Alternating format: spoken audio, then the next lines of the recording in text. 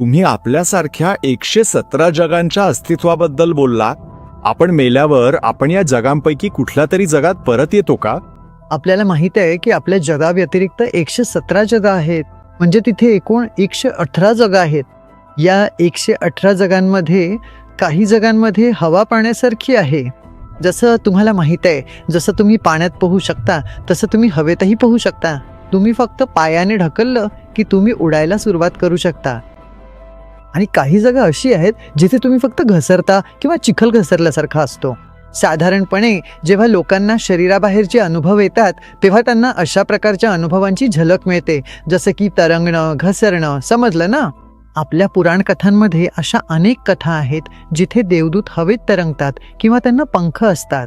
हवेत फक्त तरंगण्यासाठी तुम्हाला पंखांची गरज नाही. जसं तुम्ही पाण्यात उडी मारली तर काय होतं? तुम्हाला पोहायला येतं कसं तुम्ही फक्त तरंगता, माहिती आहे ना? असंच या विश्वात कितीतरी शक्यता, संयोजन आहेत. इथेही आपला मेंदू फक्त एक फ्रिक्वेन्सी विश्लेषक आहे. आपण फक्त काही गोष्टीच पकडतो. इथे आपल्या मेंदूला कितीतरी गोष्टी कळतच नाहीत. अस्तित्व हेच खूप आकर्षक आहे आणि आत्म्यांचं अस्तित्व तर आणखीच अद्भुत आहे.